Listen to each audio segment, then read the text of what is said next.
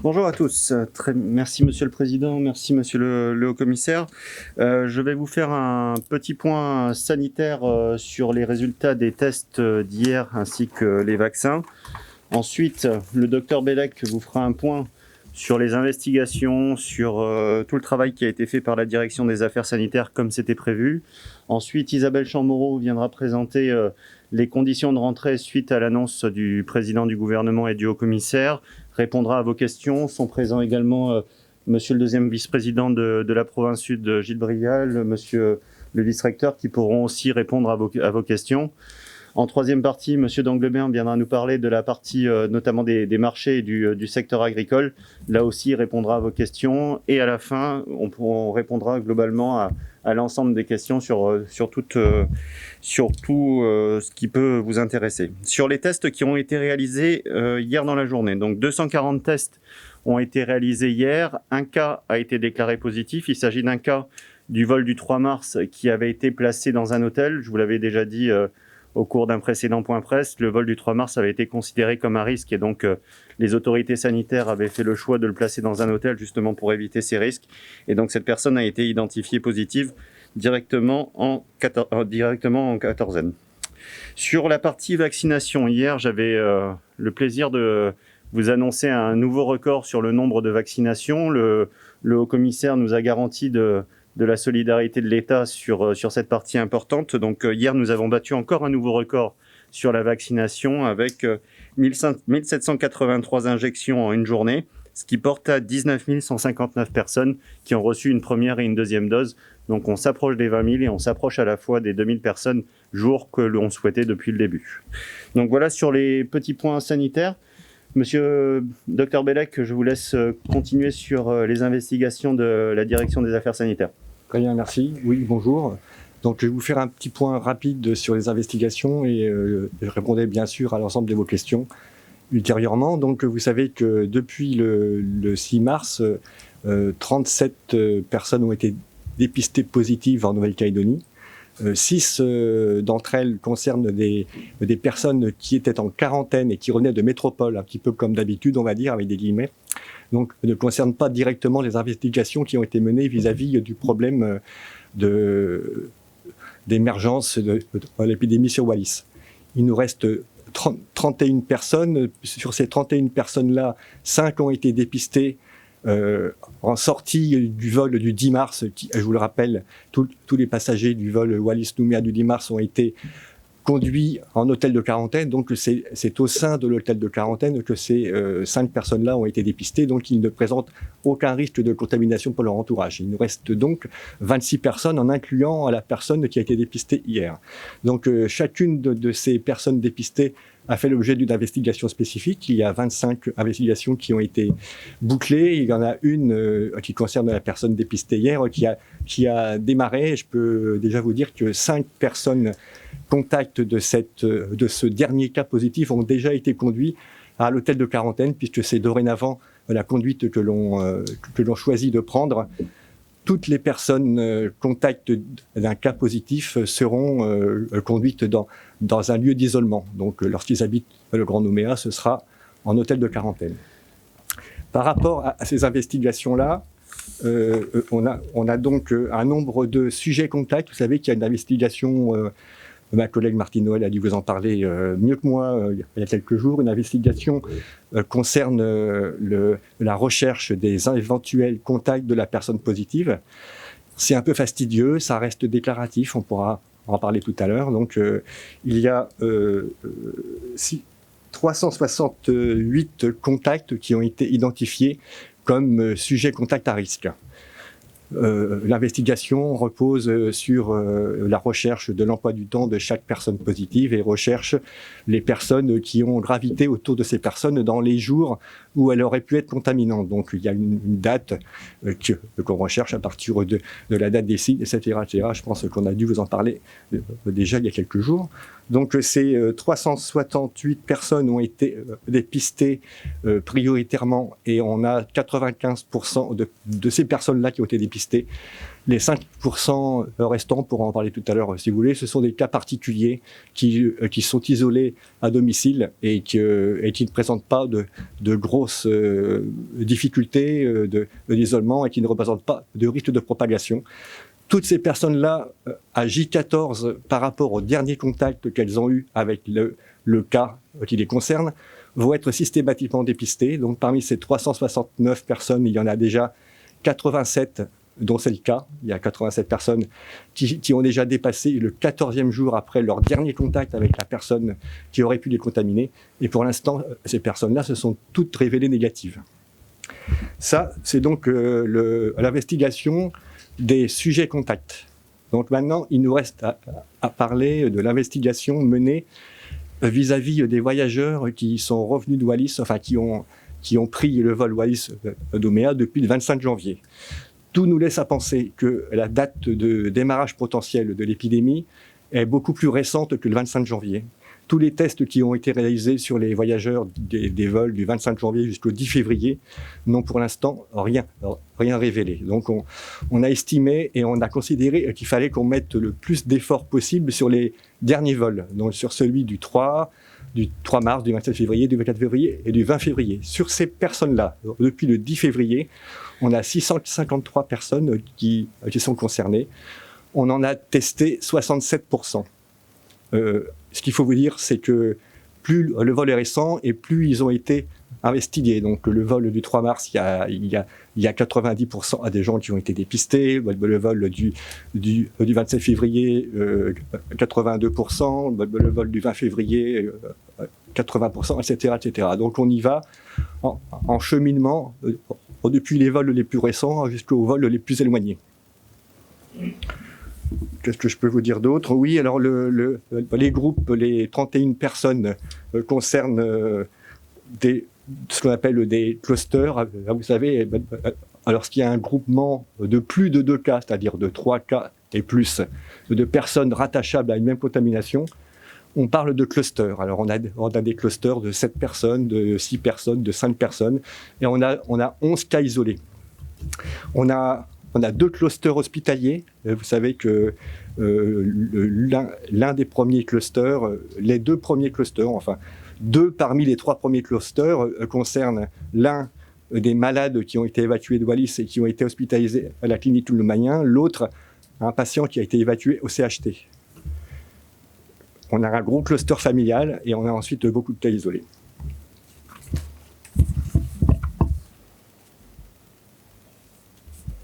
Je pense. Ensuite, je peux répondre à vos questions avec plaisir. Très bien. Si vous en avez. On va passer aux questions. Le docteur a été extrêmement précis. Par contre, je vous demande de rester vraiment sur les questions au docteur Bellec, puisque Isabelle Chamorro viendra ensuite sur l'enseignement. Juste sur le point sanitaire, on commence à voir les premières Anthony Tégéraud des Nouvelles-Calédoniennes, pardon. On commence à voir les premières données des personnes qui se sont effectivement signalées. Ces personnes, elles sont inscrites sur des listes. Ma question, elle est multiple. Est-ce qu'aujourd'hui, par exemple, quand on sait que 90% des passagers du vol du 3 mars se sont identifiés, on a moyen de prendre contact avec les 10% restants? Est-ce que les personnes qui volontairement ne se signaleraient pas peuvent être exposées à des sanctions? Si oui, lesquelles? Quelle est la méthode pour terminer de dépister les derniers passagers qui ne seraient pas connus à ce jour, s'il vous plaît? Alors, pour ce qui concerne les passagers du vol du 3 mars, c'est 95% d'entre eux qui ont déjà été touchés.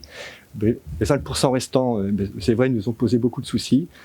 Pose le problème de la validité des données qui sont recueillies, notamment dans les fichiers qui sont mis à notre disposition, hein, les listes des passagers des compagnies aériennes, avec souvent pas de mail, pas d'adresse mail, ou les mêmes adresses mail pour de nombreux passagers qui étaient en fait l'adresse de messagerie de la réservation de leur billet. Bon, c'est bien, c'est pas suffisant pour pouvoir les retrouver.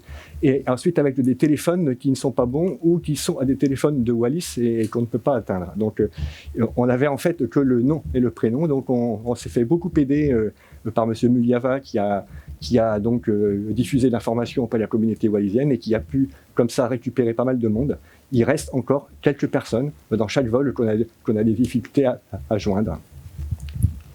Je crois que le haut-commissaire avait aussi répondu en disant que les services de l'État allaient être mobilisés justement pour trouver les personnes manquantes sur ces vols sur Wallis et Futuna. Donc il y a un travail avec les services de l'État pour les retrouver. André Croisé pour Radio Djido. Effectivement, il y a une incompréhension parce qu'effectivement, on ne va pas stigmatiser la communauté, mais il y a un devoir de responsabilité pour se signaler. Donc, effectivement, il y a une incompréhension parce que le pays n'est pas si grand que ça, mais comment se fait-il qu'on n'arrive pas à les identifier et puis à pouvoir... Est-ce que vous faites le travail aussi avec la communauté ou les autorités coutumières de Wallis et Futuna pour pouvoir vite identifier, pour qu'on puisse au moins converger nos efforts dans ce sens-là? Oui, il y a un vrai travail qui est fait avec les différentes autorités coutumières wallisiennes pour identifier ces personnes-là. Il y a une responsabilité personnelle et le président du gouvernement l'a rappelé tout à l'heure de se signaler au 05 02 03 si vous revenez d'un de ces vols de Wallis et Futuna.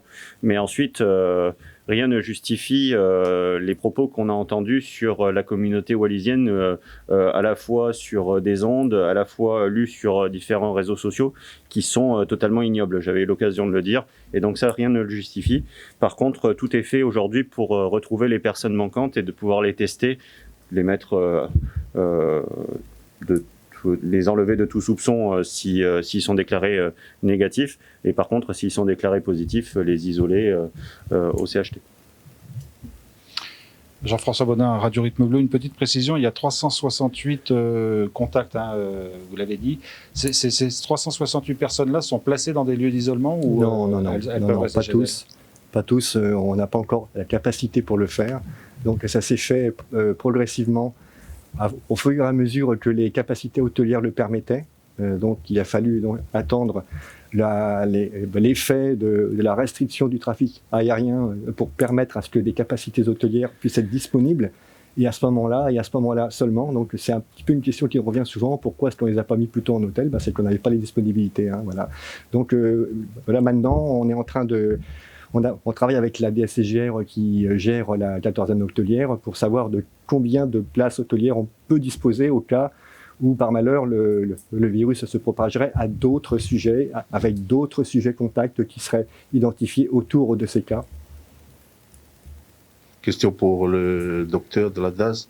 Donc, c'était pour savoir au niveau de la capacité, de nos capacités d'accueil au niveau du Medipôle.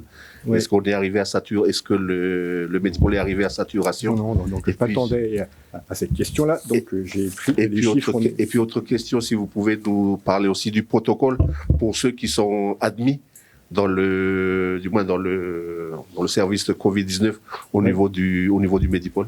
D'accord. Donc, au niveau des capacités, donc on vous a déjà expliqué que l'hôpital est à géométrie variable et s'adaptera, c'est déjà adapté et pourra s'adapter jusqu'à une certaine limite, mais quand même on a une large souplesse d'adaptation de l'offre hospitalière, tant au niveau du CHT que même avec les partenaires des autres établissements cliniques, CHS, CHN. Donc pour l'instant, l'hôpital dispose de 49 lits de réanimation, il en mobilise habituellement 20, donc il peut aller jusqu'à 49 lits de réanimation. Pour l'instant, le taux d'occupation il n'est qu'à 68%. Il y a donc 19 lits qui sont occupés. 70% est la capacité de 26 lits qu'il a mobilisés. Il a ouvert 6 lits supplémentaires par rapport à sa capacité habituelle. Il y a 19 patients qui sont hospitalisés. Il n'y a qu'un seul patient qui relève de la prise en charge Covid, c'est la personne qui a été évacuée de Wallis et Futuna. Pour ce qui concerne l'unité, ce qu'on appelle l'unité Covid, qui est une unité qui normalement fait une douzaine de lits, ils en ont déjà mobilisé 56, c'est-à-dire qu'ils ont fait des opérations tiroirs à l'intérieur de l'hôpital pour diminuer la voilure sur certains services pour pouvoir disposer de ces 56 lits d'unité Covid. Et hier, il y avait ce matin, il y avait 31 personnes dans cette unité Covid. Il y a des capacités dédiées aussi au niveau pédiatrie. La Covid peut atteindre les enfants, donc il y a des capacités aussi qui sont réservées à la prise en charge des enfants qui pourraient être atteints de Covid. Donc on est dans une situation encore relativement confortable et avec des possibilités d'évolution qui sont considérables. pour la prise en charge. Les patients dépistés Covid+, arrivent avec un circuit spécifique, ne passe pas du tout par le hall, par les urgences, etc. Il y a un circuit spécifique pour ceux qui connaissent le Medipôle, par le parking côté mer, avec un escalier qui ne mène qu'à l'unité Covid, donc c'est vraiment hyper spécialisé. Et dès qu'ils arrivent, ils sont pris en charge par des personnels qui sont dédiés, qui ne s'occupent que des patients Covid, et ils sont évidemment isolés avec traitement de l'air. C'est des salles qui permettent une asepsie totale, avec des précautions barrières évidemment beaucoup plus contraignantes pour le personnel que dans tout autre service d'hospitalisation. Peut-être question pour Monsieur Gigès, pour poser la question, parce qu'en fait, on vous voit, est-ce que vous avez reçu le vaccin? Comment est-ce que vous vous sentez? Juste pour rassurer les gens qui doivent être vaccinés, pour savoir si ceux qui ont reçu le vaccin, ils se portent bien. Oui, je vous confirme que tous les membres du gouvernement ont été vaccinés parmi les premiers, justement pour montrer l'exemple et pour montrer qu'il n'y a pas d'effet secondaire. Donc, on a bien reçu avec mes collègues qui sont là, Madame Chamorro, Monsieur Danglebert, mais aussi Monsieur Brial, qui est vice-président de la province Sud, qui est là. Tous ont été vaccinés et nous n'avons pas d'effet secondaire. Nous allons bien. Chloé Mingour pour DNC. Pardon si vous l'avez déjà précisé, mais j'ai peur de ne pas bien avoir compris. Combien de personnes manquent à l'appel aujourd'hui? Combien de personnes ne manquent à l'appel? En fait, de ceux qui manquent à l'appel, il y en a qui ont été identifiés, mais que l'on n'a pas encore prélevés, pour des raisons qui peuvent se comprendre pour certains, et pour des raisons un peu moins compréhensibles pour d'autres. Il y a par contre des personnes que l'on n'a pas du tout identifiées. Donc sur les personnes qui sont revenues depuis le 10 février, c'est notre date un peu butoir, il faut que je reprenne mes chiffres. Donc, par exemple, sur le vol du 27 février, il y a une douzaine de personnes. Sur le vol du 24 février, il y en a 3. Enfin, et vous savez, voilà, donc ça reste des cas vraiment isolés. En fait, il en reste à peu près une dizaine par vol depuis le 10 février, avec de moins en moins au fur et à mesure que les vols sont de plus en plus récents. D'où l'importance des mesures de confinement que nous avons pu prendre extrêmement rapidement, qui ont été annoncées dès le 7 mars, et d'où le fait aujourd'hui de prolonger d'une semaine la période de confinement pour garantir justement la sécurité des Calédoniens. Anthony Tégéraud des Nouvelles. Alors peut-être que vous l'avez dit, et dans ce cas-là, j'ai pas bien compris, donc désolé d'avance. Donc là, vous appelez les gens à se faire connaître depuis le 10 février, puisque visiblement, les tests se sont tous révélés négatifs depuis le 25 janvier. Donc on pense que l'introduction de la Covid est plus récente que ça. Aujourd'hui, est-ce qu'on a des personnes dont les tests se sont révélés positifs du vol du 10 février, ou sinon, quelle est la date de retour de ces personnes positives de Wallis-et-Futuna la plus ancienne? Alors c'est le 20 février. Encore qu'on puisse avoir un doute par rapport à ce vol-là, puisque dans ce vol-là était présent quelqu'un qui a été dépisté positif, mais qui est reparti sur Wallis et qui est revenu par le vol du 3. Donc ça nous brouille un petit peu notre investigation. Donc on aimerait bien que le vol du 20 ne soit pas considéré, mais comme il était dans 2 vols, on est bien obligé de faire l'enquête sur les 2 vols. Donc le dépistage qui concerne la personne revenue de Wallis qui a utilisé le vol le plus éloigné, c'est le 20 février. Très bien. Je vous propose de passer au deuxième thème du jour, qui est sur la question de l'enseignement. Docteur Bellec, je vous remercie vraiment pour la précision de ces informations. On a, depuis le début de la semaine, fait donc 2 points presse dédiés justement aux investigations de la direction des affaires sanitaires. On le refera dans les prochains jours pour faire toute la transparence sur ces chiffres, parce que je sais que vos lecteurs, auditeurs sont très demandeurs, et ce qui est normal. Donc, Mme qui va venir nous faire un point sur la question de l'école. Bonjour, merci Christopher. Il y a déjà certains éléments qui ont été donnés par le président précédemment, donc je vais essayer d'en préciser quelques-uns. Donc je voudrais tout d'abord commencer mon propos par remercier toutes les équipes qui sont mobilisées sur le terrain en ce moment dans le secteur de l'enseignement. Nos équipes qui sont présentes dans les collèges et les lycées pour assurer des permanences ce qui me permet de rappeler également aux parents qui auraient des problèmes pour recevoir les modalités de la continuité pédagogique, que les collèges et les lycées ont des permanences quasiment tous les matins et que s'ils rencontrent des difficultés, ils n'ont qu'à contacter, par téléphone l'établissement de leur enfant pour recevoir les informations nécessaires. Je voudrais aussi remercier particulièrement les enseignants qui se sont mobilisés dans les écoles que nous laissons ouvertes pour accueillir les enfants des personnels prioritaires, mais aussi les parents qui à la maison sont mobilisés sur la continuité pédagogique et les élèves qui font l'effort de réaliser ces travaux. Donc nous avons travaillé avec tous les partenaires du secteur de l'enseignement pour annoncer une organisation sur les 3 semaines à venir, justement pour donner le plus de perspectives possibles aux familles. Donc avec les provinces, certaines communes, les syndicats, mais aussi bien sûr les parents d'élèves que nous avons reçus à plusieurs reprises. Comme l'ont énoncé, puisque c'est le cas également du haut-commissaire, le président et le haut-commissaire, l'objectif est d'inscrire l'école, bien sûr, dans le but de revenir à une situation, si possible, sans Covid en Nouvelle-Calédonie, et également de limiter le nombre de semaines perdues pour les enfants. Au niveau mondial, maintenant, avec le recul sur l'épidémie, qui a à peu près d'1 an, on voit très bien que la fermeture des écoles, la fermeture des établissements scolaires a un impact très négatif sur l'ensemble de la société, que ce soit bien sûr sur le plan éducatif et pédagogique pour nos élèves, mais aussi sur le plan social et notamment pour nos élèves les plus défavorisés.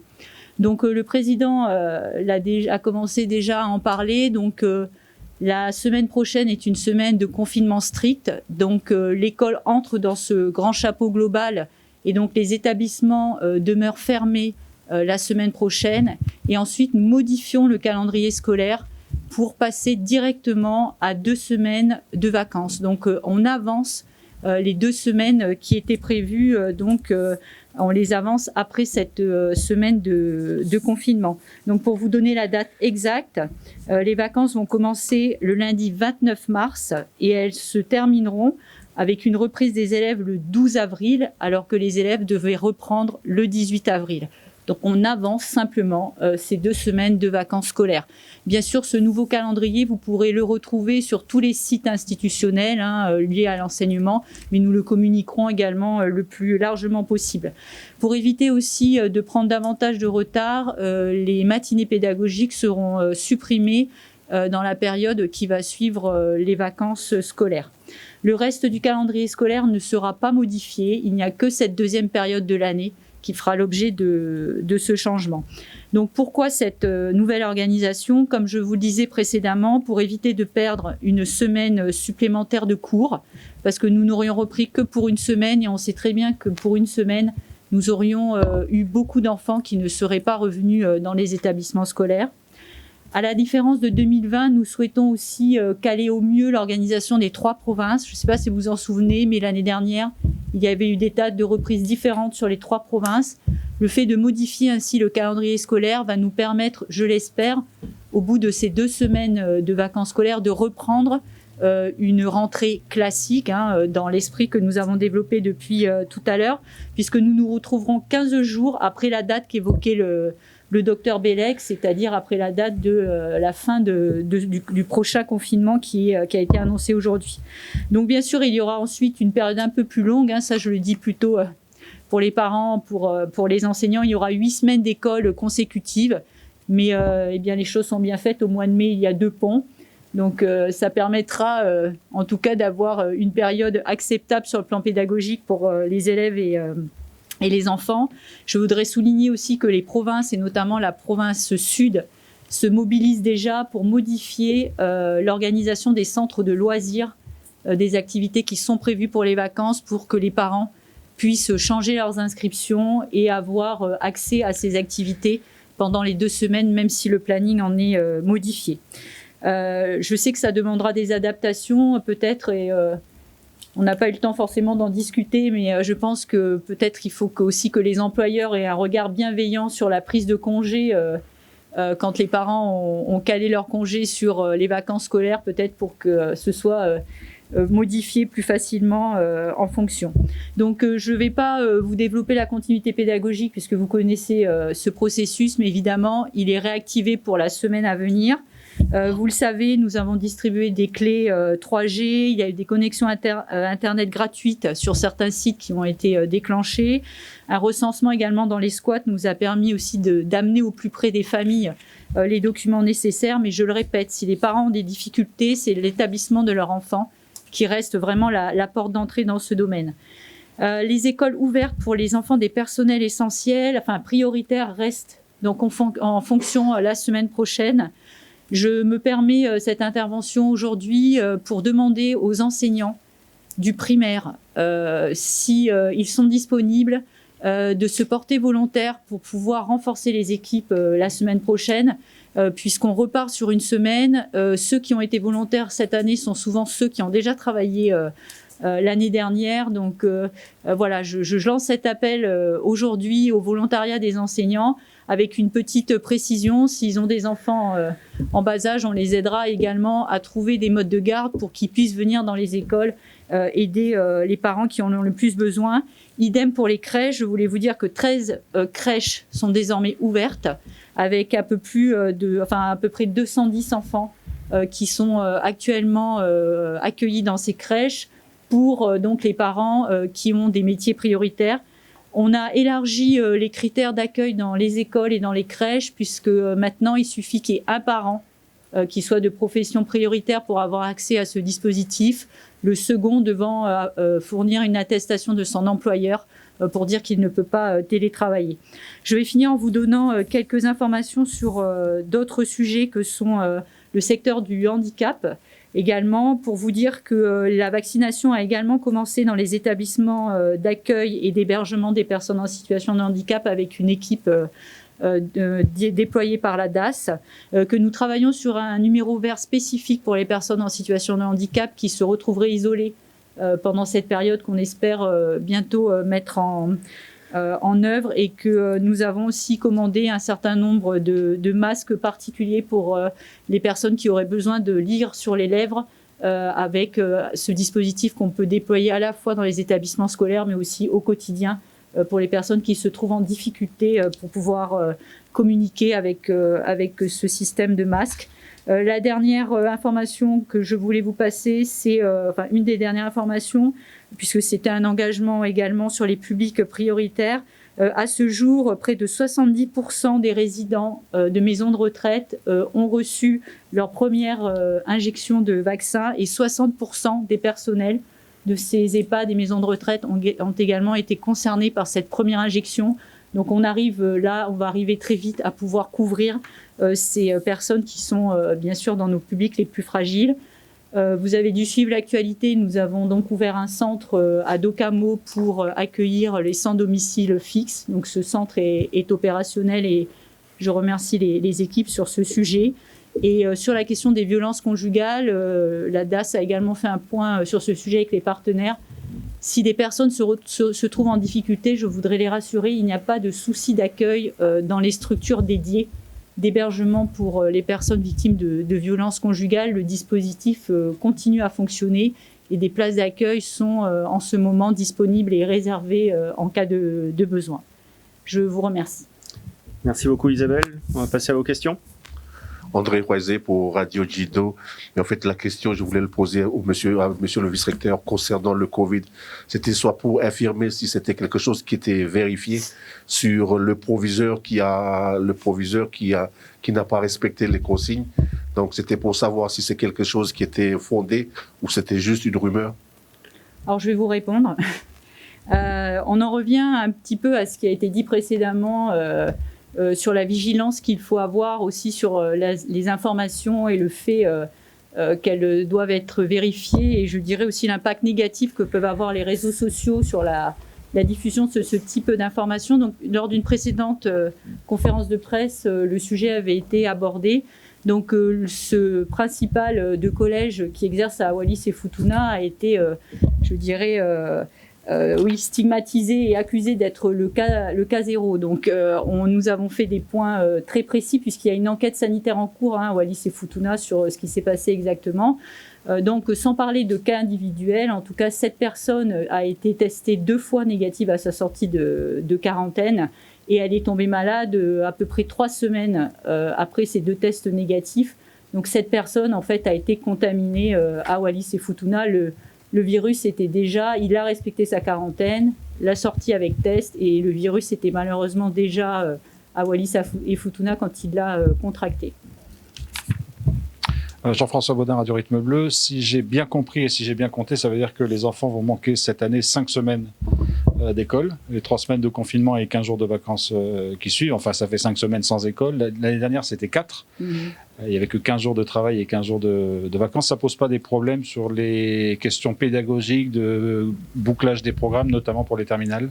Alors finalement, il ne manque que 3 semaines d'école, puisque justement on avance 2 semaines, enfin on avance les vacances pour que la 4e semaine là, qui se trouvait avant les 2 semaines de vacances, qui aurait été une semaine un peu bancale, c'est-à-dire notamment pour les îles et pour le Nord, il se posait beaucoup de problèmes de transport pour les élèves, faire revenir les élèves des internats, etc. Les élèves des îles ne pouvaient pas aussi rejoindre leur établissement. Donc là, on est vraiment dans la solution pour l'instant, je dirais la plus favorable compte tenu du contexte, c'est-à-dire 3 semaines sans école avec continuité pédagogique, 2 semaines de vacances qui sont, je dirais, les 2 semaines de coupure classique, et cette semaine qui se reporte sur la période prochaine. L'année dernière, ce que l'on a constaté, c'est que pour les élèves du primaire, il n'y a pas eu d'incidence particulière, c'est-à-dire très vite ils sont revenus à l'école et ça s'est lissé sur le temps.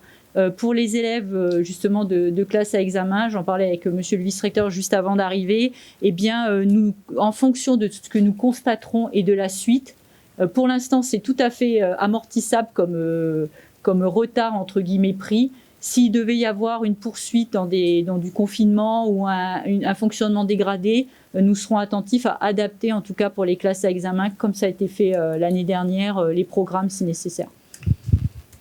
Je voudrais, André Croiset pour Radio Jido, sans vouloir revenir sur ce qui s'est passé sur l'internat de Dokamo, les critères que vous avez choisis pour pouvoir demander à l'internat de Dokamo d'accueillir les SDF comme l'année dernière le foyer Jean Calvin. Comment se fait-il que les autres internats, comme par exemple les internats publics, n'ont pas été sollicités? Eh bien, écoutez, c'est très positif. Je crois que vous abordiez ce sujet puisque ce matin, eh bien, après plusieurs jours de dialogue avec les équipes de l'ASE, mais aussi avec les parents, eh bien, le dialogue a été renoué. Et ce matin, il y a eu 2 coutumes. Une coutume sur place des équipes de l'ASE envers les sans domicile fixe qui vraiment sont accueillis maintenant à l'internat. Et puis une coutume entre le président de l'APE et moi-même pour que nous puissions renouer le contact. Excusez-moi, je suis un peu émue parce qu'en fait, dans ce genre de situation, c'est un peu compliqué aussi d'avancer sur certains sujets. Et donc, je voudrais aussi, parce que quand il y a des choses négatives, on en parle beaucoup, mais je voudrais dire aussi que quand il y a ce genre de reprise de contact et de demande aussi, entre guillemets, de pardon sur des propos qui ont été tenus, je pense qu'il faut aussi l'affirmer positivement. Donc, je suis contente que vous en parliez aujourd'hui parce que la situation est revenue à la normale et les choses se passent très bien sur place. Anthony Tégéraud des Nouvelles-Calédoniennes. Il est peut-être un petit peu tôt pour donner des affirmations sur ce sujet, mais quels sont les scénarios possibles quant à un port du masque ou non dans les écoles à la reprise? Est-ce que ça pourrait être pour tous les élèves, selon certains niveaux, pour les professeurs, aucun port du masque? Quelles sont les réflexions aujourd'hui et qu'est-ce qu'on peut commencer à dire là-dessus? Alors tout d'abord, comme je vous le disais précédemment, l'école s'inscrit dans le grand chapeau sanitaire qui est déterminé à l'échelle de la Nouvelle-Calédonie, confinement en ferme, reprise progressive, on avait mis des demi-groupes en place. Donc en fait, c'est la DAS qui nous dira quelle sera, quand nous reprendrons la rentrée, la doctrine en matière de port de masque. Je ne sais pas si les Calédoniens porteront encore le masque de manière obligatoire, ce qui aura forcément des incidences ou pas sur les établissements scolaires. Ce que nous avons prédéterminé, c'est que depuis 1 an où nous étions sans Covid, nous nous sommes préparés notamment sur les approvisionnements. Et au niveau du primaire et du secondaire, nous avons donc le nombre de masques suffisant pour approvisionner, que ce soit dans le public ou dans le privé, nos établissements. Et nous pouvons remplir ainsi notre obligation d'employeur vis-à-vis de nos agents, puisque nous avions proposé que pour les agents, le masque soit obligatoire. À l'heure où je vous parle, c'était les conditions de l'année dernière. Donc on s'est préparé en tout cas, si le masque devait être obligatoire à la rentrée, à en avoir suffisamment. Pour les enfants, c'est un autre sujet, puisque vous avez vu en métropole, les moins de 6 ans ne portent pas de masque parce que bon, c'est utopique de penser que des petits vont garder leur masque toute la journée. Et ensuite, on déterminera en fonction de la situation sanitaire et des préconisations de la DAS si pour les élèves aussi, il doit être obligatoire ou pas. S'il est obligatoire pour les élèves, il sera à la charge des familles. Et nous avons des stocks tampons dans les établissements pour dépanner les enfants, bien sûr, le matin qui arriveraient sans masque. C'est prévu dans notre stock. Et on a un centre de vaccination dédié aux enseignants qui a été ouvert à Montravel. Je ne sais pas si le deuxième vice-président de la province sud veut nous dire un petit mot. On peut lui passer peut-être un micro sur le centre de vaccination dédié justement au public enseignant qui permet justement de préparer cette phase. Oui, merci. Bonjour. Donc, on a décidé en concertation avec le gouvernement de dédier un centre de vaccination d'abord à plusieurs étapes. La première, vacciner l'ensemble du personnel qui accueille aujourd'hui dans les écoles les enfants des parents dits de profession prioritaire, que ce soit les écoles publiques ou les écoles privées. À l'heure où je vous parle, il y a 90% du personnel qui a été volontaire pour la vaccination, qui a déjà été vacciné.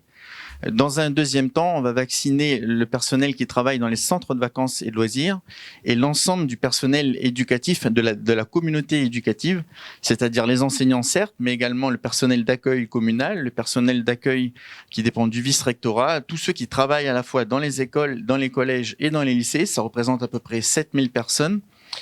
Parce qu'on voit bien que l'école est un axe important pour permettre le redémarrage, un déconfinement, le redémarrage de l'économie, c'est-à-dire donner la capacité aux parents, mais surtout quand ils sont petits, les enfants, de les placer.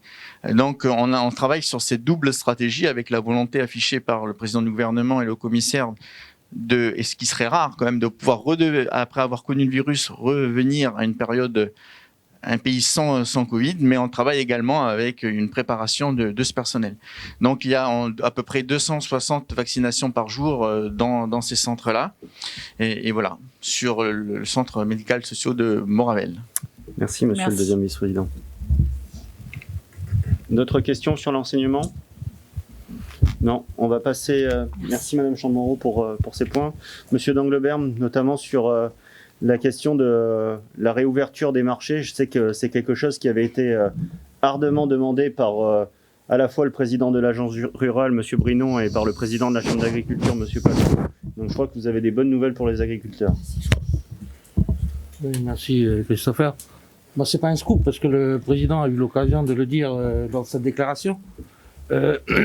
Pour autant, la prolongation d'une semaine supplémentaire, elle se fait dans les mêmes conditions que les 2 premières semaines de confinement strict, en dehors du fait qu'on ouvre cette fois-ci ces marchés. Alors, c'est une discussion qu'on a eue sérieusement hier soir, et la décision a été prise ce matin.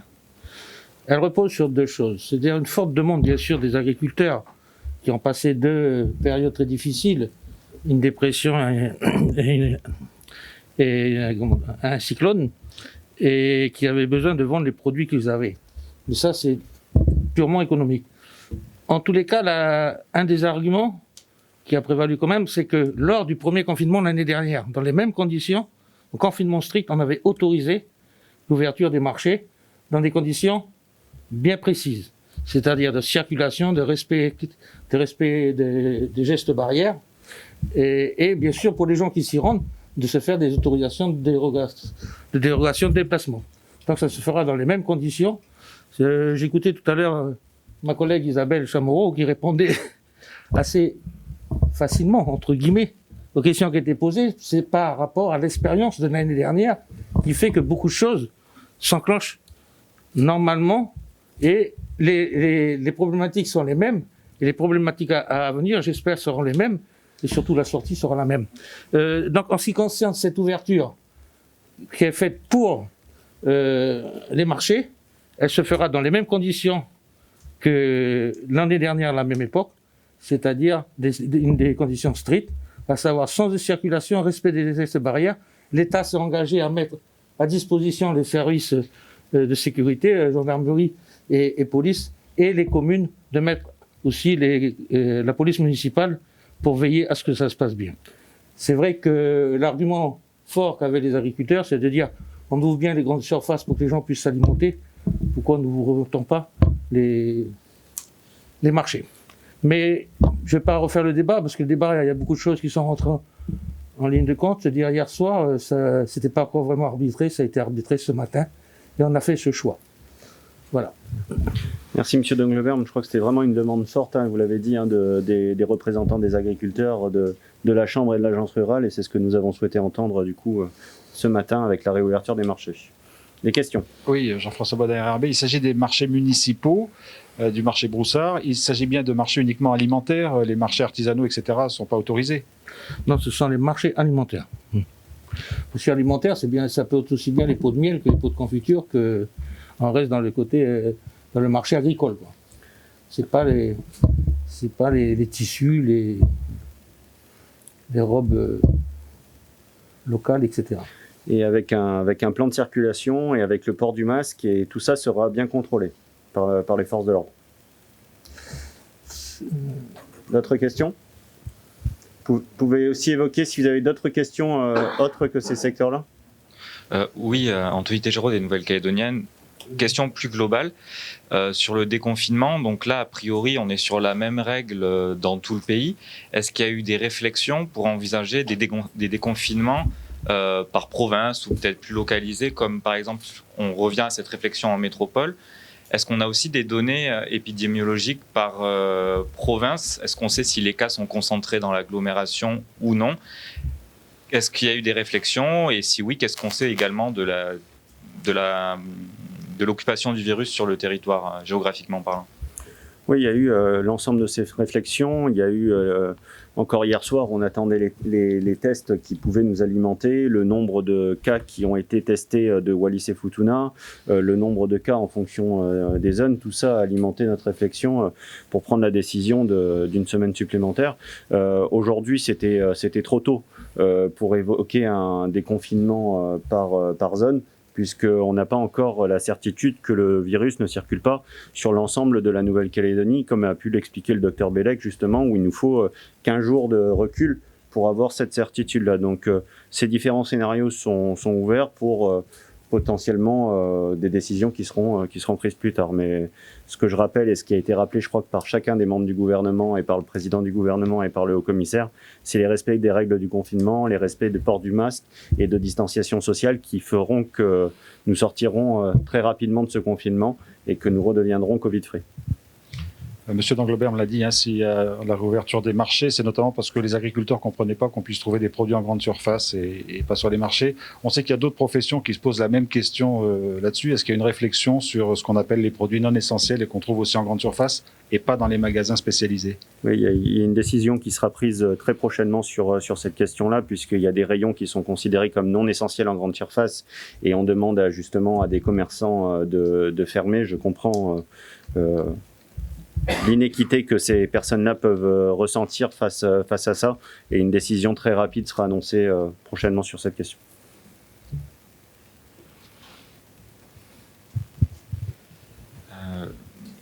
Donc Antoine Géraud des Nouvelles. Pour vous, Monsieur Gigès, la semaine dernière, vous annonciez que des aides pourraient être éventuellement débloquées si le confinement était prolongé au-delà des 15 jours. On part sur minimum 3 semaines de confinement. Est-ce que les personnes avec le moins de ressources pourraient bénéficier d'aides pour acheter des masques?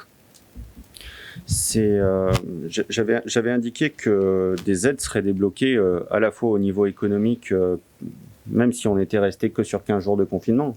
Arrêter une entreprise pendant 15 jours et empêcher des gens de travailler impose qu'il y ait un soutien de la part des collectivités, notamment pour les plus petites structures, et qui est le plus gros du tissu économique calédonien. Et donc on a travaillé à ces différentes aides qui seront proposées prochainement. Isabelle Chamorro travaille avec, qui est encore là, notamment avec les professionnels pour un système de dons pour permettre d'acheter des masques pour les plus démunis.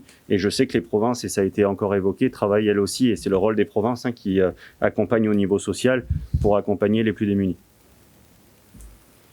J'ai pas encore le rendu des travaux des exécutifs provinciaux. Je sais ce qu'on fait au gouvernement, mais pas encore le retour des provinces. Il y a les communes aussi qui font un travail actif. Il y a certaines communes qui aident les personnes les plus vulnérables. J'ai pas la liste, mais il y a un travail des communes de la Nouvelle-Calédonie qui est extrêmement important pour ça. Une dernière question ? Une dernière question, s'il vous plaît. Est-ce qu'on peut déjà envisager les scénarios probables à l'issue de la 3e semaine? Est-ce que ce serait un déconfinement progressif ou non? Parce que le haut-commissaire, je crois, ou c'est vous, je ne me rappelle plus, a dit qu'il y avait du travail entre les différents membres du gouvernement pour la suite. À quoi on pourrait s'attendre? Vous savez, depuis un an, la Calédonie est quasiment un an, la Calédonie est Covid-free, ce qui ne nous empêche pas à imaginer l'ensemble des scénarios qui peuvent se passer. C'est ce qui nous a permis de préparer justement le fait de prendre des mesures de confinement extrêmement strictes et qui ont bloqué la propagation du virus en Nouvelle-Calédonie. Je suis convaincu que si nous n'avions pas pris ces mesures de confinement il y a quelques jours, les cas que nous annoncerions en point presse de gouvernement seraient beaucoup plus importants. Donc, on imagine l'ensemble des scénarios qui sont possibles, c'est-à-dire un déconfinement total, un déconfinement qui est progressif, une prolongation d'une semaine supplémentaire. Et ça dépendra des résultats que la direction des affaires sanitaires nous donneront, justement, et qu'on pourra justement analyser en fonction de la situation. S'il y a une propagation large du virus, il y aura une semaine supplémentaire stricte. S'il y a des cas qui sont isolés et contenus, il y aura des discussions sur un déconfinement progressif ou sur une réouverture totale. Enfin, en tout cas, les différents membres du gouvernement présents sont mobilisés sur leur secteur. On l'a vu avec mes collègues pour travailler au mieux justement sur différents scénarios qui vous seront présentés. En tout cas, l'actualité du jour était surtout la prolongation d'une semaine et de présenter aux Calédoniens de comment ça allait s'organiser sur cette semaine plutôt que de penser à l'après. Voilà, c'était une longue conférence de presse, donc je vous propose d'arrêter là et de se retrouver demain si vous avez d'autres questions et pour vous faire un point sur l'actualité sanitaire. Je vous remercie.